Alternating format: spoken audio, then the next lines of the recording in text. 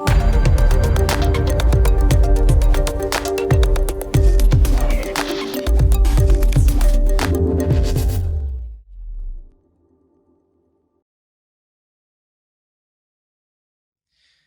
everyone, we're back here with video number 4 of our reverse engineering outline and mini course here. So this is going to be our final stage. Now this is the stage, in the way I teach this with all my students is I get them to understand that this is a stage that you're probably be in for, I would say, your lifelong career in music, if that's what you're going to be doing.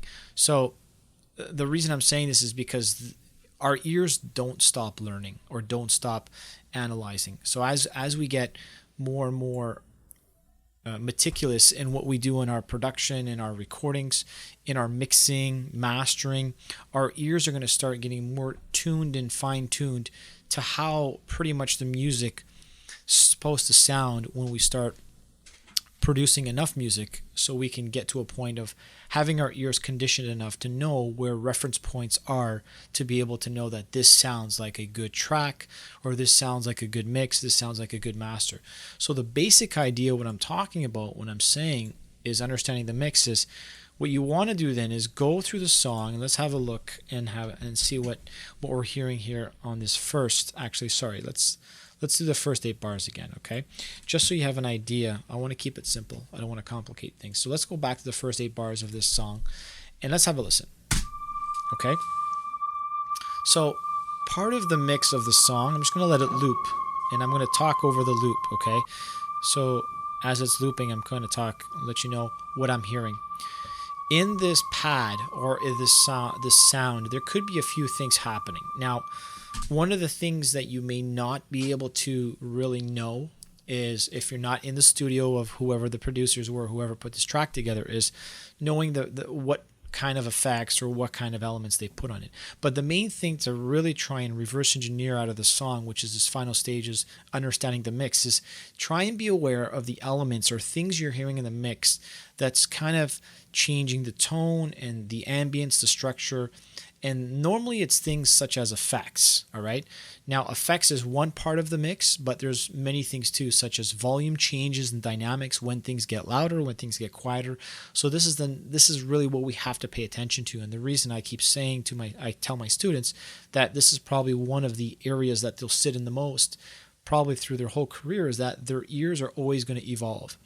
As they hear new styles of genres of music, they come across new projects, new techniques, new experimental stages of their writing, that they uncover things that they're going to be doing as they're writing and producing their music, okay? So just have a listen. So, for example, this song, there's little things in the mix. For example, the pitch bend, right? So that's pitch bending. That's more like an articulation or an embellishment, but it adds to the overall mix, okay? I do hear some reverb, right? Let me bring it up a bit. Okay, so there is reverb in there, giving it some ambience. All right. So we're gonna go to this marker. Let's go to marker 3 here. So we can hear there's a little bit of a low end pad, all right? And you can hear there's part of the mix. Let's have a listen. Let's take a look at where the drums come in. Okay, so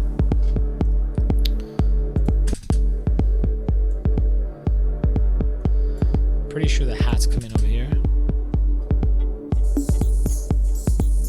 So we can hear there's the hi-hats. Now, just so you know, in this mix, if I recall now, part of your mix is also doing things on your own. So what I've done with these hi-hats, I took these hats and I've also added like a reverse sidechain duplicate to the hats to give it that push-pull effect. So it has a little bit of delay. So this is little things I do in the mix that really emphasizes small little areas of the track, and it adds to the overall result of what you're listening to. So let's have a listen to what happens here.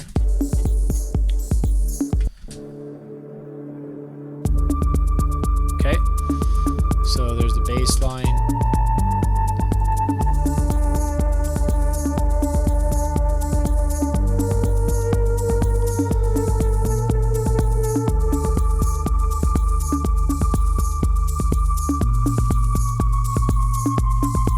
We'll just kind of go through the track here.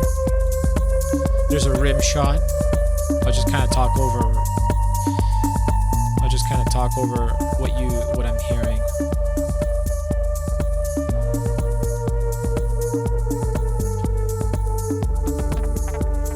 So now we have like a new effect sound. So these basic little things that we're hearing, this is part of the mix, right? So the song is going to shift right here, the bass rhythm. Okay, that's an arrangement technique. Let's fast forward it. Okay, so this is the whole point: is when we're looking to reverse engineer our song in the final stages, understanding the mix. And like I said, any song that you decide to use and reverse engineer and bring into your projects and start using them as a guide or a reference. And I would suggest look to music that you're actually looking to write, or look to music that you eventually are looking to mix or master, or pretty much any style of genre that you are currently writing. That's what I would do. So in this case, the mix could be a pop song, could be a country song, could be a rock song. You really want to get your ears conditioned. And this is the one thing, like I said again, is I tell my students is they'll probably sit in this phase for almost a lifelong journey in music as their ears evolve. They will get to a point where their ears become to a sense of they just know. Your ears just know that, okay, this is off, or this doesn't sound right. The volume doesn't sound right. There's too much reverb.